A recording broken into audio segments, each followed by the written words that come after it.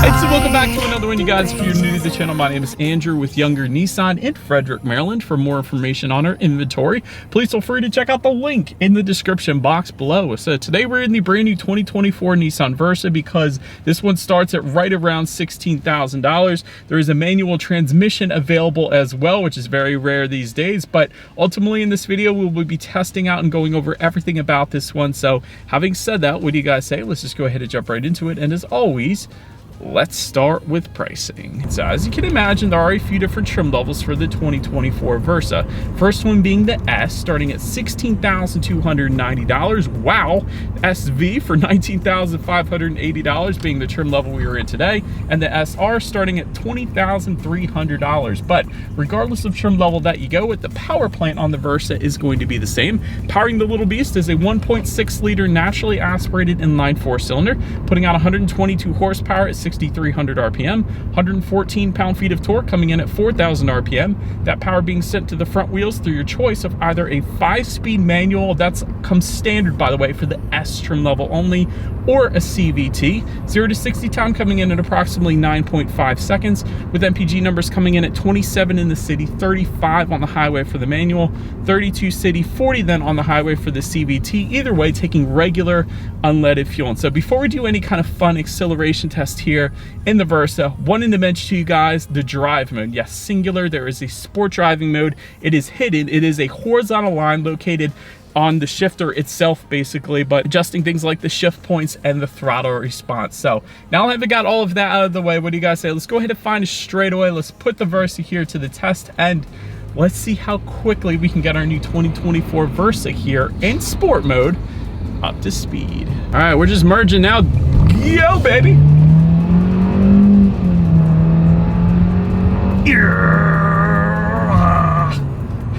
Okay, it's slow. I'm just gonna be honest, it's not the quickest thing in the world. So it's one of those things though, like the more you drive your car, the more they get used to it. So it's kind of like driving a Chevy Camaro or a Nissan 370Z with horrible visibility, but all the owners will tell you, you get used to it. So it's kind of like that. You learn to know your car a little better and you learn how to merge onto the highway, things like that. But it's quicker than a Mitsubishi Mirage, I'll put it that way, about 3 seconds, but still not the quickest thing in the world. But anyways, it should be reliable because it's not turbocharged. I do like that. But to go along with that acceleration, as always, braking is equally important. So up front, you will find 10-inch ventilated front discs. In the back, 8-inch rear drum brakes. As far as that 60-0 stopping distance goes, that comes in at 124 feet. As far as braking feel goes, it bites, man. It bites. Like, you don't think there's rear drum brakes because this thing instantly brings you to a stop. And that 124-foot number, that's plenty respectable. It's pretty much on par for the course. Anything in the 1-teens is a sports sedan. Anything in the 130s is an SUV. So 124 feet, that's like your average sedan. So absolutely nothing wrong there. Then touching on suspension and handling, up front, you're going to get an independent strut type front suspension. In the back, torsion beam rear suspension and front stabilizer bar then as well. As far as ride quality goes, you do tend to feel a little bit more of the road in subcompact cars like the Versa, but having said that, my short little test drive here today, at least, it's nothing that would personally bother me. I'll just put it that way. As far as steering feel goes, it does tend to lean a little bit on the looser side of things, kind of reminiscent of like a Toyota Corolla, basically. So wouldn't have minded if they firmed up or give the weight to the steering a little bit more heaviness, but it is to be expected in a car like this. I'll just put it that way. As far as cabin noise goes, we're going 38 miles per hour right now. Let you guys be the judge through the road mic here. To get a little bit of road noise, but again, it's nothing that would personally bother me. Then touching on rear visibility, it's excellent. I can see perfectly fine out the back. So when it comes to visibility in the Versa, 100% not going to have any issues. But that pretty much rounds out the performance segment of this review, you guys. Let's now go ahead and take a look at the exterior of our brand new 2024 Nissan Versa. All right, so here she is, you guys, the new 2024 Nissan Versa, finished in aspen white tri-coat. In case you were curious of our exact exterior coloring that we had on this one here today. As always, let's go ahead and start with where the Versa is made. Taking a look at the VIN, first character is the number 3, indicating that the Nissan Versa is built and assembled in Mexico, in case you were curious. But starting up front here, chrome V-motion front grille will come standard on the S and SV trim levels. dark chrome V-Motion front grille coming standard on the SR. SR is going to be the sportier trim level of the bunch, of course. Halogen headlights for the S and SV trims. That's what you guys are looking at. Then LED headlights for the SR with LED daytime running lights. You do get the automatic feature, though, with the SV and SR. So when it starts to get dark at night, these headlights will automatically turn on for you. So one less thing you got to worry about there. Very convenient feature there. But best illumination at night is going to come with that SR trim, of course. Fog lights then are going to be available. You guys can see the cutouts down below there. Of course, they aren't coming standard on anything, but they are available if you wanted them. But that pretty much rounds out the front end. I liked the refresh when they did that last year. It definitely looks good in my opinion. Makes it more of a wider look in the front, so more aggressive look. But that pretty much rounds out the front end. Let's now go ahead and make our way to the side. And so now, since we are around to the side of the Versa, black window surrounds will come standard. You do have that floating roof line on the C-pillar there, differentiating the roof from the rest of the body. Power adjustable side mirrors do come standard. They're going to be with a matte black finish for the S trim level, gloss black for the SR, and then body colored for the SV, and then also heated for the SR trim level as well. Black door handles will come standard on that S trim level. However, with the SV and SR, they are going to be finished in body colored door handles, so I do like that.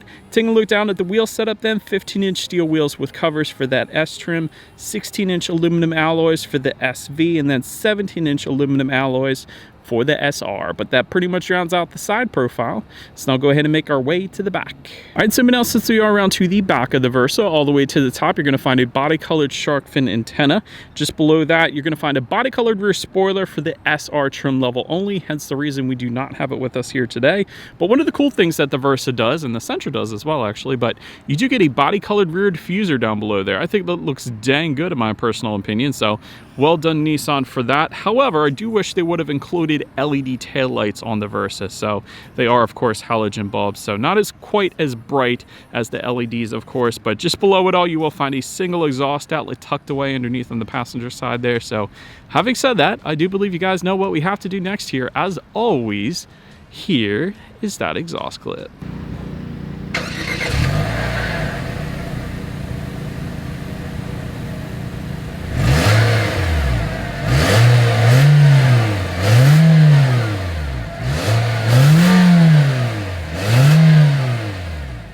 All right, so now since we are around to the back of this one, when it comes to opening that rear trunk, there is going to be a key slot for the S trim level. However, for the SV and SR, there is a button on the key fob. There's also a button kind of on the driver's side floor here as well. But once opened up, cargo capacity comes in at 14.7 cubic feet for that S trim level. However, you do get a little bit more space with the SV and SR coming in at 15 cubic feet even. If that was not enough space, there is a 60-40 split only for the SV and SR trims. That S trim level, the rear seats are not going to fold down, but the SV and SR, the rear seats do fold down for quite a bit of extra space then if you needed it. There is some cargo lighting back there, of course, and then if you were to lift up underneath of that cargo floor, you're going to find a spare tire with quite a bit of space surrounding that spare tire, so you could probably put an ice scraper in there or something if you wanted to. But did want to also mention we have a couple grocery bag hooks back there as well. Didn't want to overlook that because that's something you typically find in SUVs, but very rarely cars, especially subcompact cars like the Versa. So that was pretty cool. But so then making our way up to the rear legroom, that is going to come in at 31 inches even. For reference, I'm an even 6 feet tall.